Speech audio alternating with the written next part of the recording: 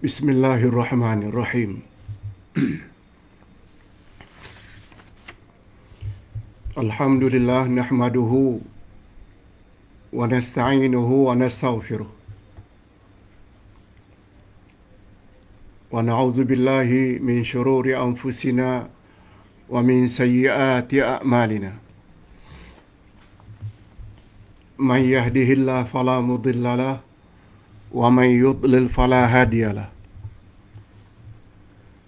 Asyhadu an la ilaha illallah wahdahu la syarika lah wa asyhadu anna Muhammadan abduhu wa rasuluh la nabiyya ba'dah. Allahumma salli wa sallim ala nabiyyina Muhammad wa ala alihi wa sahbihi ajma'in, amma ba'd.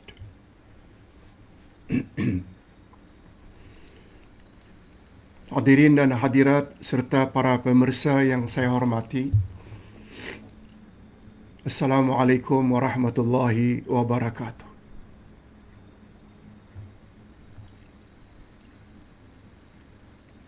Alhamdulillah, berkat doa para jamaah sekalian, Ustaz hari ini merasa lebih sihat dari sebelumnya, sehingga kita dapat meneruskan pengajian Al-Asma'ul Husna, yaitu nama Allah Al-Muhsin, Allah yang Maha Baik.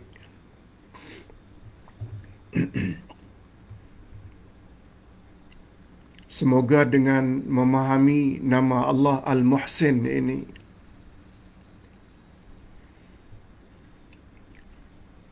akan mendorong setiap kita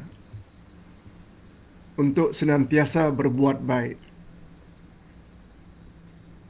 tak kira kepada siapapun.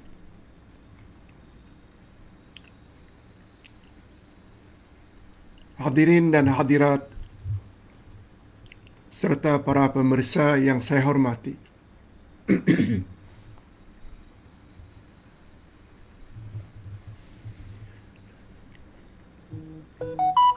pada pagi ini Ustaz akan beri bimbingan semampu yang boleh. Mungkin hanya sekitar 1 jam, mengingat suara tidak begitu kuat untuk bercakap panjang. Kita langsung saja kepada topik, dan kemudian Ustaz coba menjawab secara ringkas beberapa soalan jamaah.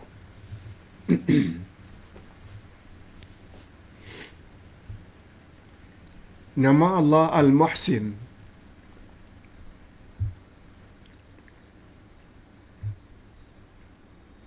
disebut oleh Nabi sallallahu alaihi wasallam di dalam hadis sahih menurut Syekh Nasiruddin Albani. Baginda bersabda, "Innallaha muhsinun katabal ihsana ala kulli syai'." Rawahu Tabarani wa sahahahu Al-Albani. Innallaha muhsinun, sesungguhnya Allah itu maha baik, sangat baik, muhsin. Katabal ihsana ala kulli syai'. Allah mewajibkan kebaikan ke atas segala sesuatu. Allah sudahlah maha baik, Dia juga mewajibkan kepada makhluknya untuk senantiasa berbuat baik. Itu dalilnya bahwa Allah memang mempunyai nama Muhsin.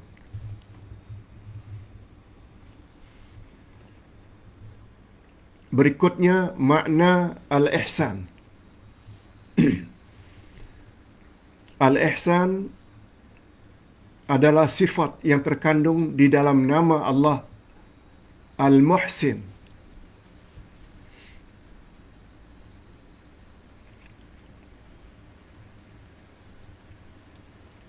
Al-Muhsin asal perkataannya daripada Al-Hasan, iaitu kebaikan. Dan lawan daripada Al-Hasan, Al-Qabhu. Al-Qabhu maknanya keburukan atau kejelekan. Adapun nama Allah Al-Muhsin di dalam bahasa Arab disebut begini: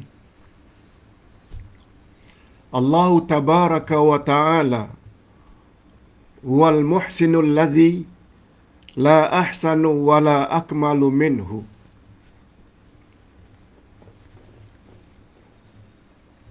Allah Subhanahu wa ta'ala dialah Al-Muhsin, yang tidak ada kebaikan yang lebih sempurna dari kebaikannya. Makhluk mungkin ada juga yang muhsin, tapi tidak setara, tidak sempurna sebagaimana kesempurnaan kebaikan yang ada di sisi Allah. Nanti kita buktikan. Di dalam nama Allah Al-Muhsin terdapat sifat ihsan bagi Allah. Ustaz ulang sekali lagi. Di dalam nama Allah Al-Muhsin terdapat sifat Allah Al-Ihsan. Sungguh luas makna sifat ihsan di sisi Allah.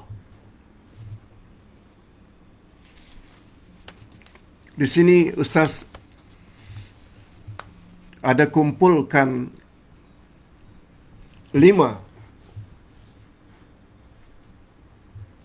maksud sifat Allah Al-Ihsan. Yang pertama sekali,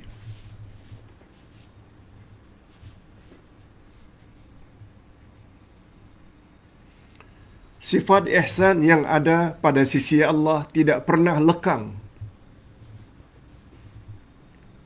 walau sekelip mata.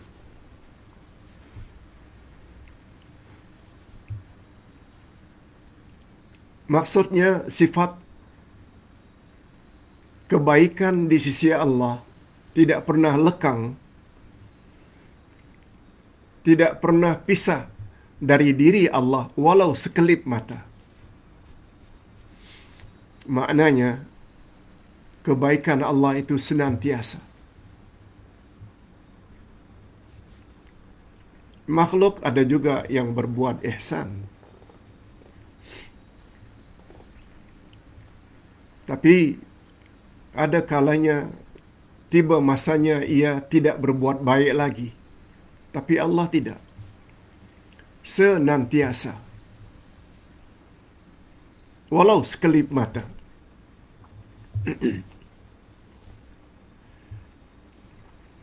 Dia mengadakan makhluk dari tidak ada menjadi ada,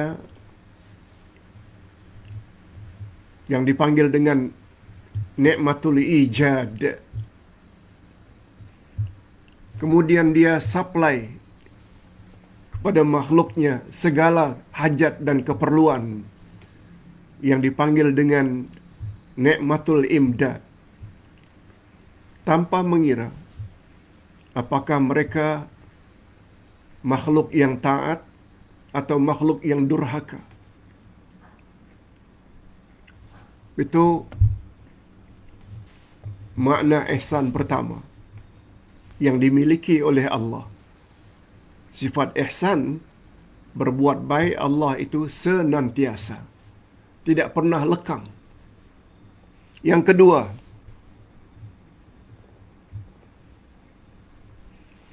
ihsan Allah kepada makhluk sangat-sangat sempurna.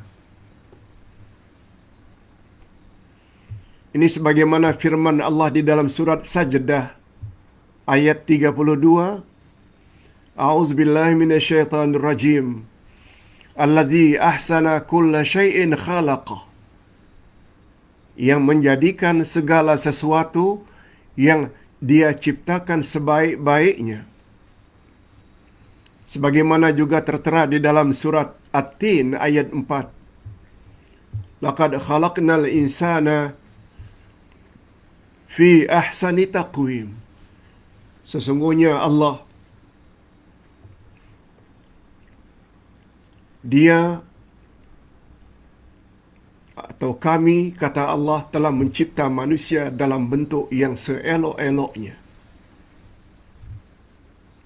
Laqad khalaqnal insana fi ahsani taqwim. Sangat sempurna penciptaan Allah Subhanahu wa taala.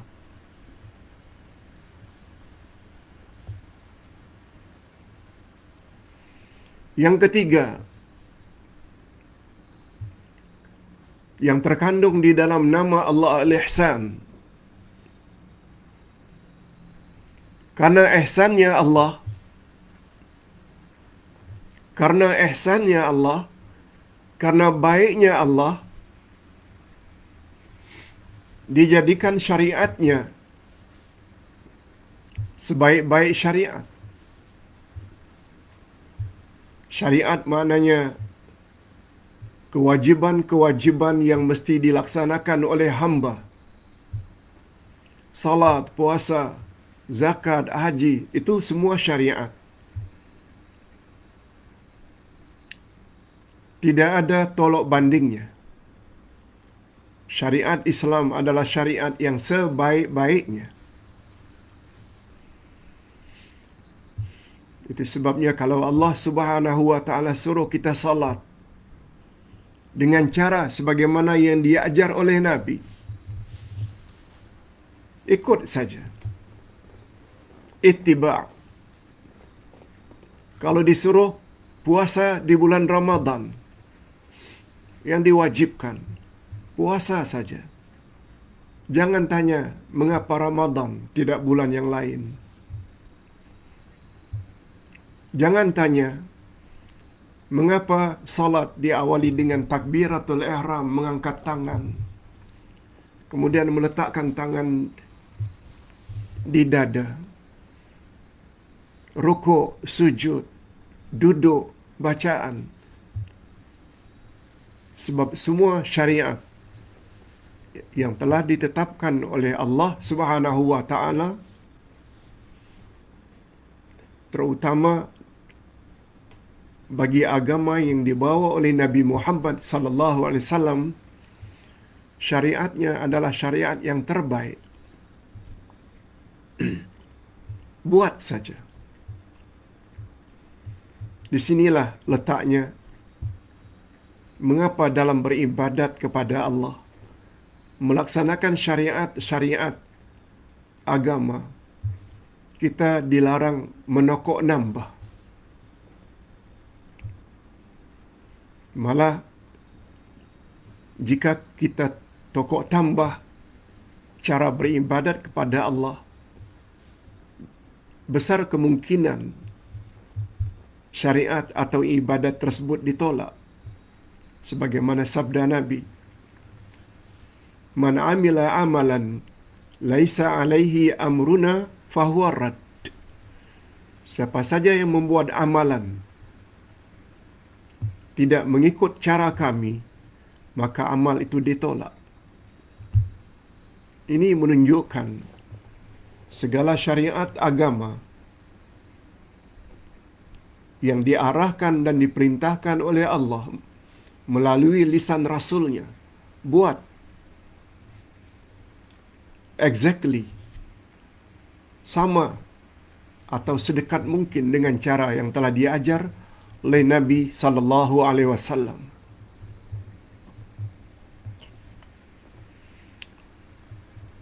Yang keempat, Allah dan ihsan.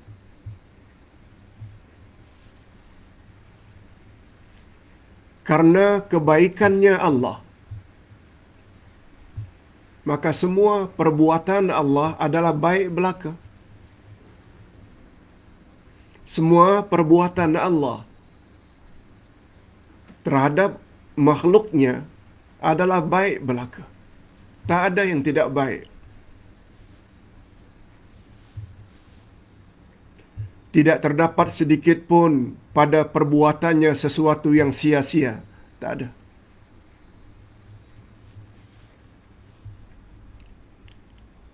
Sama ada terhadap suruhan atau larangan. Salatlah, puasalah, zakatlah, hajilah, umrahlah jika mampu.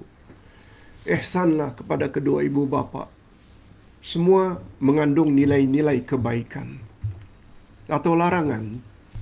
Jangan berjudi. Jangan berzina. Jangan minum arak. Jangan rasuah. Semua larangan-larangan Allah pasti membawa kebaikan. Dengan kata lain, patuhi sajalah. Sama ada terhadap suruhan Allah atau larangan Allah. Patuhi. Terhadap suruhan laksanakan. Terhadap larangan jauhkan. Kesannya mesti membawa kebaikan kepada insan berkenaan.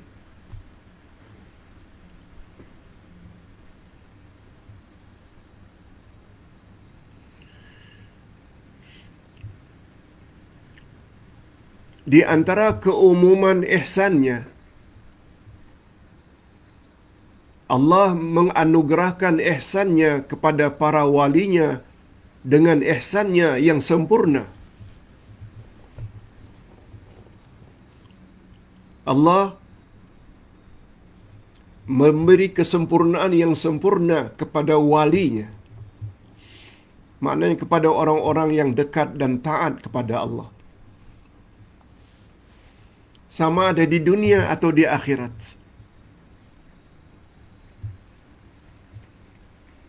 Kita buat contoh di antara ihsan Allah kepada hamba-hambanya yang dekat dengannya di dunia. Allah menganugerahkan kepada mereka keimanan, keyakinan, dan berada di atas jalan yang lurus. Dan Allah menolong mereka setiap saat. Allah Subhanahu wa ta'ala menolong para walinya di dunia lagi setiap saat. Ini sebagaimana firman Allah dalam surat An-Nahl ayat 128. Innallaha ma'al ladzina taqaw wal ladzina hum muhsinun. Sesungguhnya Allah bersama dengan orang-orang yang bertakwa dan orang-orang yang senantiasa berbuat ihsan.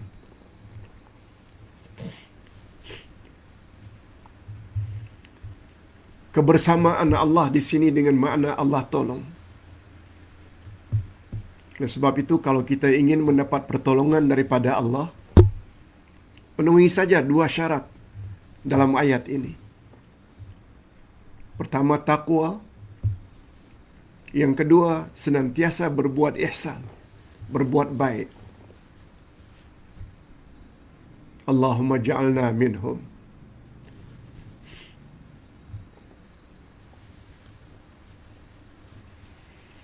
Selain itu, kepada orang-orang yang mendekatkan diri kepada Allah di dunia lagi, Allah akan anugerahkan rezeki yang halal dan zuriat yang saleh dan salihah. Itu juga layak diterima oleh orang-orang yang berbuat ihsan. Allah Subhanahu wa ta'ala berjanji, akan memberi mereka rezeki yang halal, termasuk zuriat, anak cucu yang saleh dan salihah. Ini tertera di dalam surat An-Nahl ayat 97. Allah Subhanahu wa taala berfirman, "Man 'amila salihan min dzakarin aw untha wa huwa mu'min,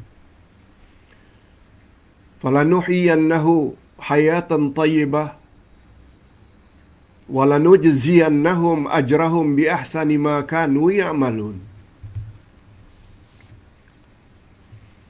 Surat An-Nahl 97. Artinya, siapa yang melakukan amal saleh min dzakarin aw unsa, sama ada dia lelaki atau perempuan. Siapa yang melakukan amal saleh min dzakarin aw unsa, apakah dia lelaki atau wanita, wa huwa mu'min, dan dia pula beriman,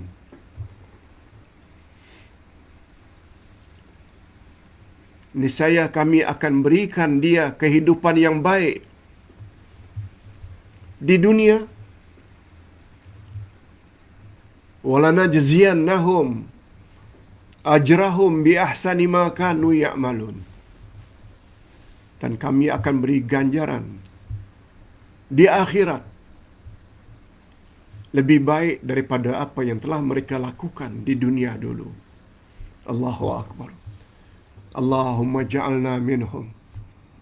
Allahumma ja'alna minhum. Allah sebut bukan laki-laki saja, wanita juga. Itu sebabnya laki-laki jangan terlalu bangga karena kelaki-lakiannya.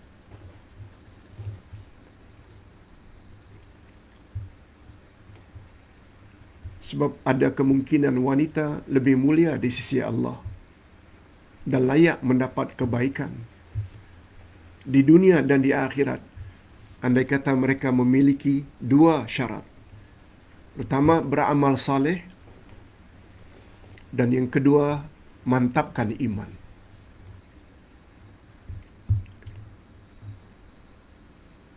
Allahumma ja'alna minhum. Mudah-mudahan kita termasuk ke dalam golongan ini.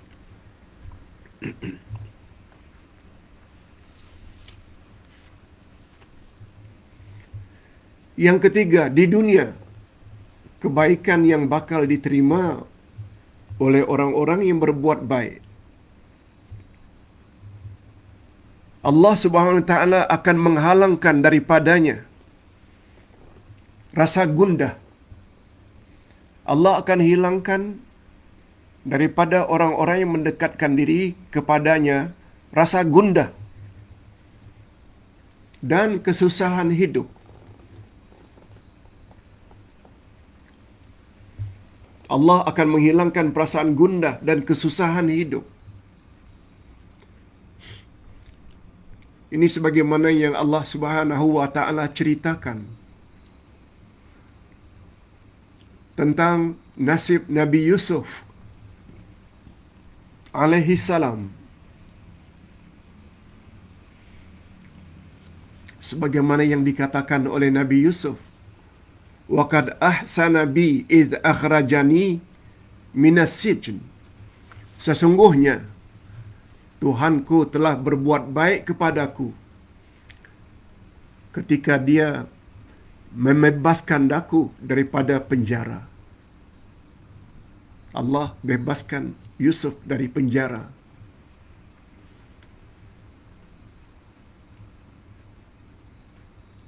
Itu di antara ihsan Allah kepada orang-orang yang berbuat baik. Ayat itu bukan khas untuk Nabi Yusuf saja. Segala orang yang memiliki sifat seperti Nabi Yusuf, senantiasa berbuat baik, mereka juga layak diberi oleh Allah kebaikan di dunia lagi, dengan menghilangkan rasa gundah, dipisahkan dari ayah kesayangan Nabi Yakub, dilempar oleh abang-abangnya ke dalam perigi buta, lalu dijual ke Mesir sebagai budak hamba sahaya. Tapi berkat kebaikan yang dilakukan oleh Nabi Yusuf, lalu Allah Subhanahu Wa Taala bantu baginda. Ingat kaedah ilmu tafsir, al-ibrah bi umumil alfaz la bi khususil asbab. Segala pengajaran dalam Quran adalah seumum lafaznya. Ia bukan khas hanya untuk orang-orang yang karenanya ayat itu diturunkan. Bukan. Hadirin dan hadirat rahimakumullah. Sedangkan kebaikan di akhirat pula, Allah akan memperlihatkan dirinya. Kebaikan Allah Subhanahu Wa Taala akan memperlihatkan dirinya kepada para walinya di akhirat nanti, dalam syurga. Sebagaimana firman Allah dalam surat Yunus ayat 26, lilladzina ahsanul husna wa ziyadah. Lilladzina ahsanu al-husna wa ziyadah. Bagi orang-orang yang berbuat baik, ada pahala yang terbaik, yakni syurga, dan tambahannya. Dan makna tambahan di sini yaitu kita dapat melihat zat Allah di dalam syurga nanti, yang merupakan kemuncak semua nikmat, yaitu melihat zat Allah. Tentang bagaimana, wallahu a'lam. Usahakan sajalah selagi di dunia agar kita menjadi penghuni syurga. Hadirin dan hadirat serta para pemirsa yang saya hormati. Sekarang kita berpindah pula kepada topik kehebatan nama Allah Al-Husna. Kehebatan nama Allah Al-Husna.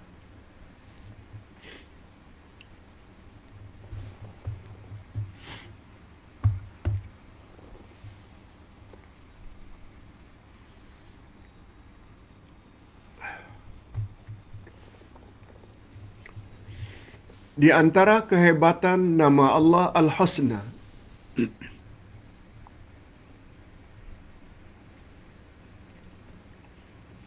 pertama sekali, di sini Ustaz tulis ada 4. Lihat muka surat 506, 507 dari buku ini. 506, 507. Pertama sekali kehebatan nama Allah Al-Muhsin. Allah memiliki Al-Asma'ul Husna, yakni nama-nama yang terbaik yang masing-masing mengandungi sifat. Dulu kita pernah sebut, di dalam sifat, di dalam nama-nama Allah terdapat secara tersirat di dalamnya sifat-sifat Allah. Nama Allah lain, sifat Allah lain. Di dalam semua nama-nama Allah pasti terdapat sifat-sifat Allah. Ustaz buat contoh. Al-Qadir itu nama Allah. mesti dalam nama Allah Al-Qadir terdapat sifat qodrat. Terdapat sifat qodrat. Al-Qadir maha berkuasa.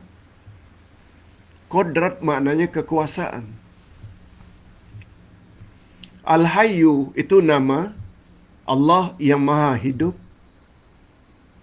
Sifat di dalam Al-Hayyu hayat, kehidupan.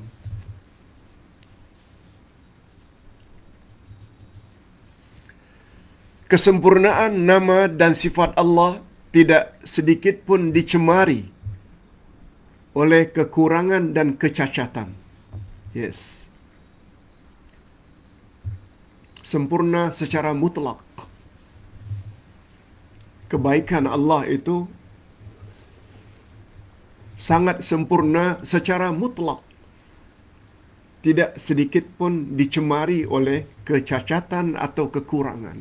Satu.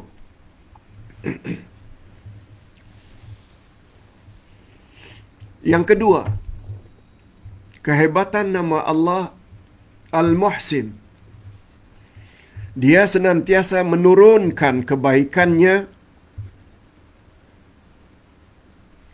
Dia senantiasa menurunkan kebaikan. Dia senantiasa menurunkan ihsannya walaupun terhadap hamba-hambanya yang banyak melakukan maksiat. Walau mereka menyembah berhala. Walau mereka banyak melakukan rasuah. Walau mereka berzina, minum arak, berjudi, membunuh, Allah tetap berikan ihsannya kepada mereka. Diberi oleh Allah kesehatan, diberi oleh Allah panjang umur, diberi oleh Allah pasangan hidup yang cantik, diberi oleh Allah zuriat yang pintar-pintar.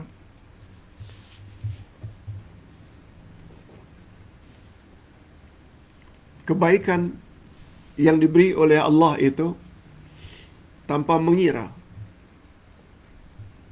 orang itu berbuat baik ke atau orang itu bergelumang maksiat.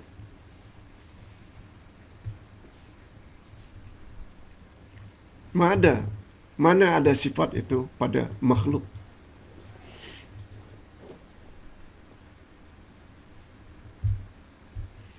Yang ketiga, dia berbuat ihsan hatta kepada musuhnya dengan tetap melimpahkan nikmatnya dan dia menangguhkan azabnya. Walaupun dia benci dengan orang-orang yang melakukan syirik, menyembah berhala, menyembah api, mendakwa Tuhan ada anak, semua perbuatan tersebut sangat dibenci oleh Allah. Tapi Allah Subhanahu wa taala tidak ambil tindakan on the spot. Tapi Allah delay, tangguhkan azabnya itu nanti di akhirat. Dengan harapan mudah-mudahan mereka segera bertobat kepada Allah. Padahal Allah Subhanahu wa taala boleh hancurkan bila-bila masa. Sebagaimana hari ini kita saksikan sendiri. Kekejaman Zionisme dibantu oleh kuasa-kuasa besar terhadap saudara-saudara kita di Palestin. Menangis kita melihat nasib saudara-saudara kita di Palestin yang dibantai. Orang tua, wanita, kanak-kanak. Malah terakhir mereka dikuburkan hidup-hidup. Tidak ada peri kemanusiaan sama sekali.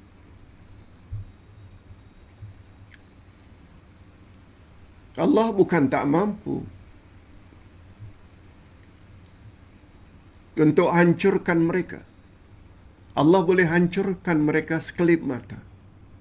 Itu yang dimaksudkan.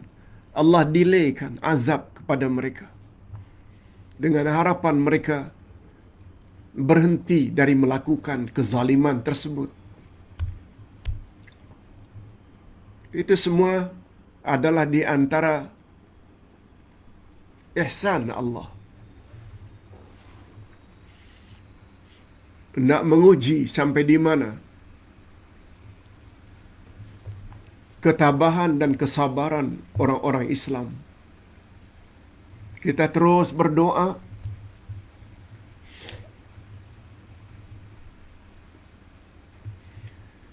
paling kurang hadirin dan hadirat, saudara-saudara kita yang tidak mau menyerah terhadap keganasan dan kezaliman Yahudi, mereka dianugerahkan oleh Allah mati syahid.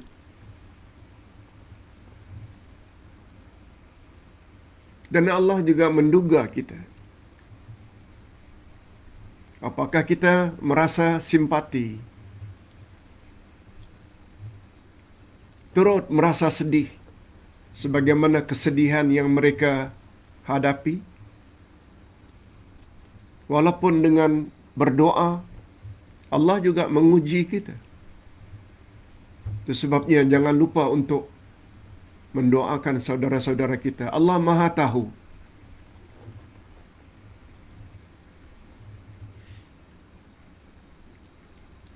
Itu sebabnya andai kata dari pemimpin-pemimpin Islam suruh boikot produk-produk yang dikeluarkan oleh Israel dan konco-konconya, kita patuhi. Semua itu ada pernilaian di sisi Allah Azza wa Jalla. Hadirin dan hadirat rahimakumullah. Dan yang keempat, terakhir, Dia mencipta hambanya dengan bentuk yang cantik,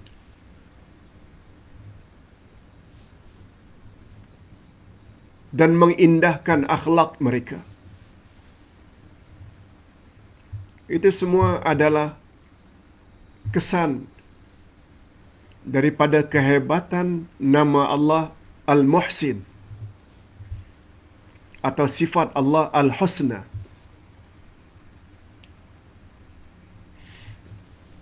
Itu sebabnya Nabi Muhammad sallallahu alaihi wasallam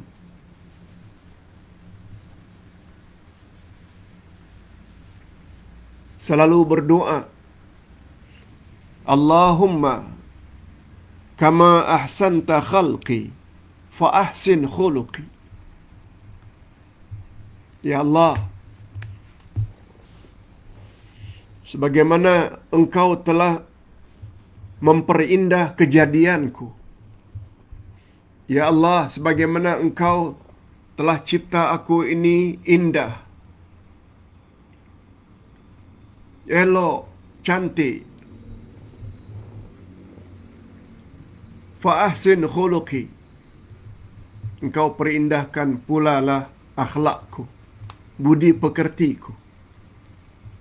Itu doa yang diajar oleh Nabi sallallahu alaihi wasallam. Hadisnya sahih.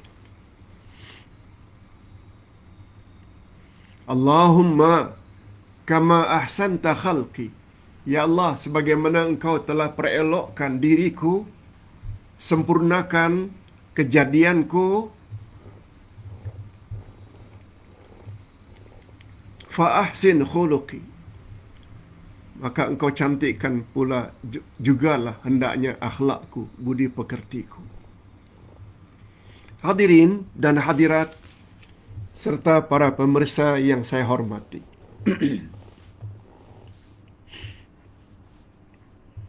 Nah, sekarang bahagian terakhir.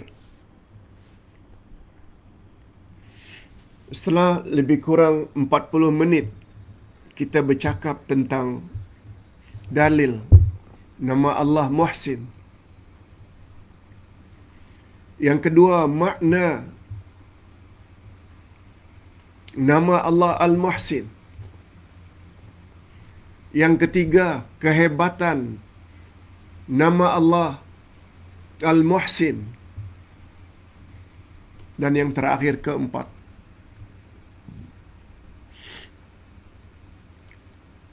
apa kesan positif, Pak Ustaz, dengan mengetahui nama Allah Al-Muhsin ini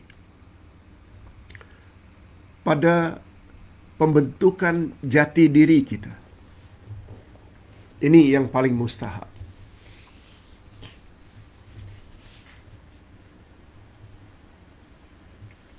Sebab kita belajar nama-nama Allah ini,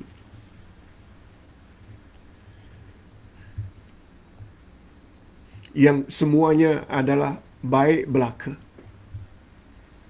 Nama pun Al-Husna. Al-Asma, nama-nama Allah.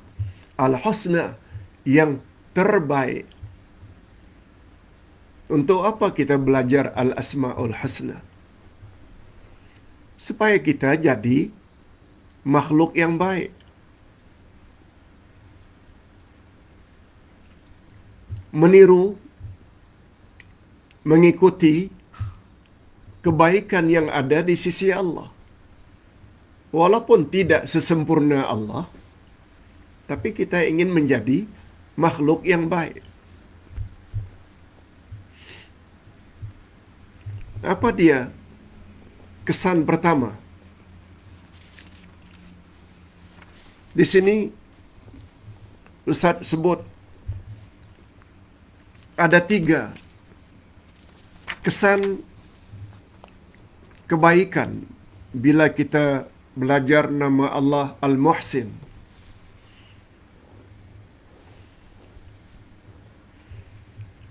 Pertama sekali, dia akan senantiasa menghias dirinya dengan sifat-sifat yang baik belaka terhadap Allah dan makhluk.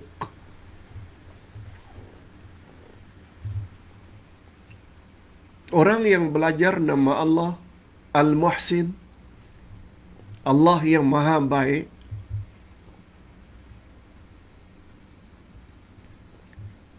kalau dia benar-benar faham Allah itu maha baik, dia akan senantiasa menghias dirinya dengan sifat-sifat yang baik belaka. Sama ada baiknya terhadap Allah atau baiknya terhadap makhluk.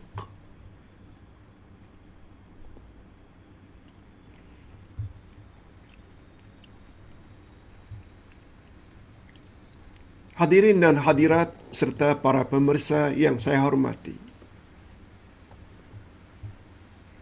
mengapa kita disuruh berbuat ihsan kepada ibu bapa?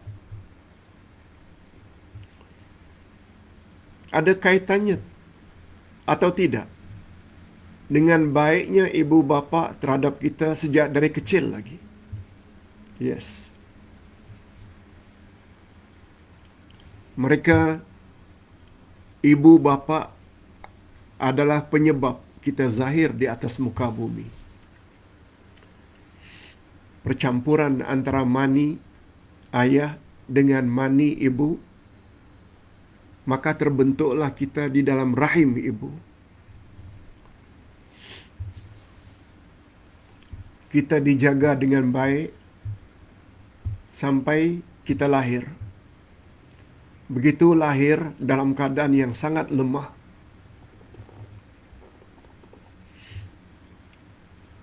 kita dijaga dengan rapi, diberi minum, diberi makan, diberi pakaian, tempat, pendidikan, sampai kita dewasa. Lalu Allah Subhanahu Wa Taala suruh kita berbuat ihsan pada ibu bapa. Ada kaitan tak kita berbuat baik pada ibu bapa karena kebaikan ibu bapa terhadap kita? Yes. Padahal ibu bapa bukan pencipta hakiki. Bukan nikmatul ijad. Ibu bapa juga bukan pemberi rezeki yang hakiki. hanya menyalurkan saja nikmatul imdad. Kedua-dua nikmat tersebut milik Allah. Nikmat mengadakan kita, nikmat supply segala keperluan dan hajat kita untuk survival, semua daripada Allah. Allah lah pencipta hakiki. Itu sebabnya kita perlu berbuat ihsan kepada Allah.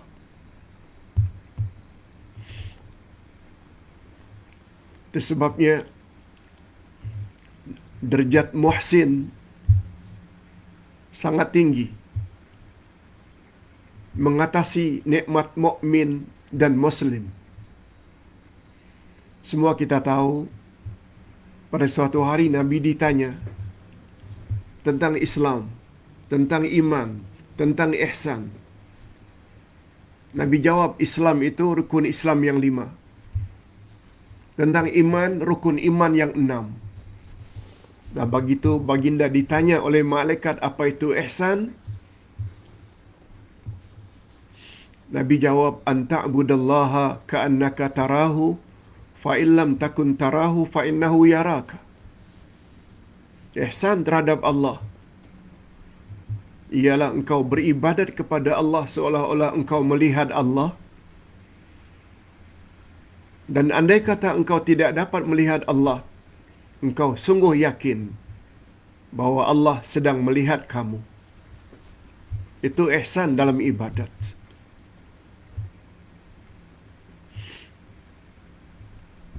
Itu satu. Yang kedua, kesan memahami makna nama Allah Al-Muhsin. Dia senantiasa berusaha keras. Dia senantiasa berusaha keras melakukan jalan. Dia berusaha keras melalui jalan syariat, anjuran agama sehingga menjadi muhsinin.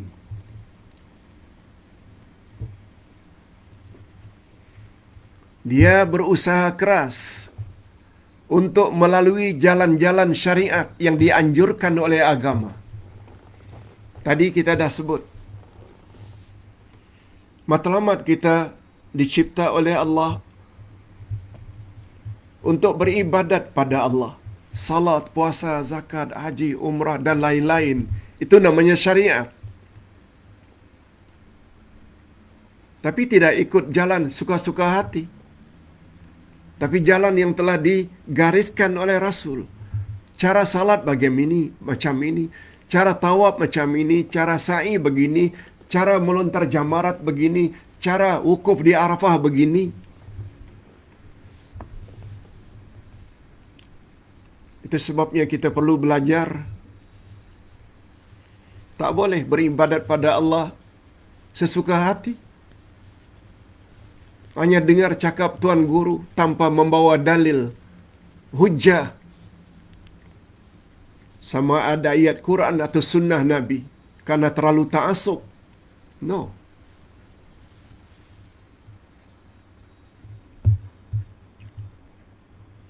Sebab jalan untuk selamat daripada kesesatan hanya 2. Kalau tak ikut Quran, sunnah Nabi. Sebagaimana sabda Nabi, aku tinggalkan 2 pedoman untukmu wahai umat. Sekiranya kamu berpegang teguh kepada kedua-duanya, kamu tidak akan sesat selama-lamanya, yaitu Quran dan sunnah. Hanya orang yang ikut sunnah Nabi saja layak mendapat gelaran muhsinin. Dan yang terakhir, kesan iman kepada nama Allah Al-Muhsinin.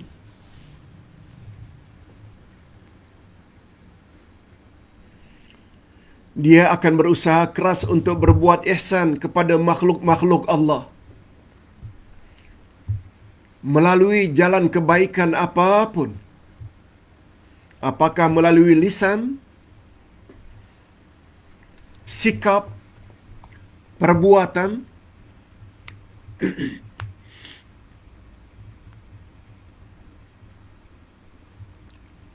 Ustaz senantiasa berusaha untuk melakukan ini.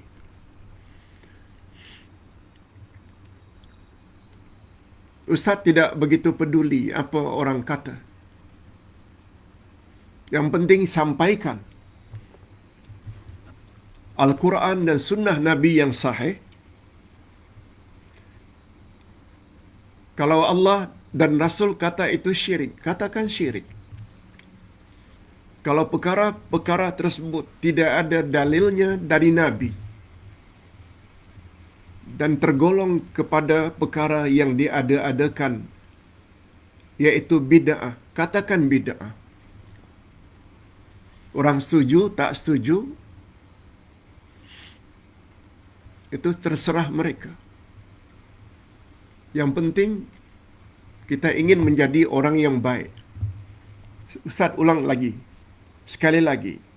Dia akan berusaha keras untuk berbuat ihsan kepada makhluk-makhluk Allah. Antara lain dalam penyampaian dakwah. Melalui jalan kebaikan apapun. Sama ada dalam bentuk lisan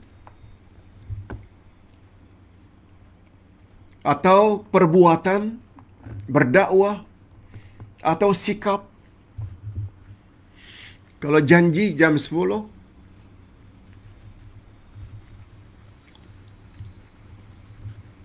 lakukan jam 10. Karena itu yang namanya ihsan. Dan insan yang paling utama untuk dilakukan ihsan adalah ibu bapa. Sebagaimana sungguh banyak firman Allah dalam Al-Quran, antara lain, wa wasainal insan biwalidayhi ihsana. Kami perintahkan kepada manusia supaya berbuat baik atau berbuat ihsan kepada kedua orang tuanya. Ustaz rasa Ustaz sudah banyak beri contoh. Walaupun kedua-dua ibu dan ayah Ustaz meninggal dunia, tetap berbuat ihsan pada mereka. Usahakan untuk buat sekolah, buat masjid. Ada namanya Masjid El Yasin, dengan sekolah di dalam kompleks bernama Sekolah Islam Terpadu El Yasin di Batam. Itu yang pertama. Dan yang kedua, Masjid Mafaza, Masjid Fatimah Az-Zahra, dan sekolah di dalam kompleks yang sama, MIBS, Mafaza Islamic Boarding School. Apa yang Ustaz lakukan itu adalah semata-mata ingin berbuat ihsan pada ibu bapa. Karena yang melakukan itu anak mereka, ibu bapa akan dapat ganjaran terus-menerus di sisi Allah. Dan di samping itu tentu saja para penderma dan penyumbang terbinanya 2 masjid dan 2 institusi pendidikan agama ini, semua ibu bapa para penyumbang secara tidak langsung juga akan mendapat ganjaran yang sama. Ustaz hanya sebagai koordinat saja, pengurusan saja. Tapi ganjaran semua kita akan dapat. Mudah-mudahan bapa-bapa dan ibu-ibu, kebaikan yang kita selaku anak-anak lakukan juga diterima oleh ibu bapa kita walaupun mereka sudah meninggal dunia. Allahumma amin ya Rabb. Hadirin dan hadirat rahimakumullah. Terakhir Ustaz bacakan satu ayat dari surat Ar-Rahman ayat 60. Apa kata Allah? Hal jazaa'ul ihsanu illal ihsan. Tidak ada balasan kebaikan kecuali kebaikan juga. Tidak ada balasan kebaikan kecuali kebaikan juga. Kaedah yang sangat popular dalam hal ini berbunyi al-jaza' min jinsil amal. Al-jaza'u min jinsil amal. Pembalasan senantiasa setimpal dengan amalan seseorang. Bila orang itu berbuat baik, dia akan mendapat ganjaran dan pahala yang baik. Mudah-mudahan apa yang kita sampaikan pada pagi ini tentang nama Allah Al-Ihsan akan menambah pemahaman kita insya-Allah dan menjadi kita orang-orang yang senantiasa berbuat baik biiznillah. Amin ya rabbal alamin.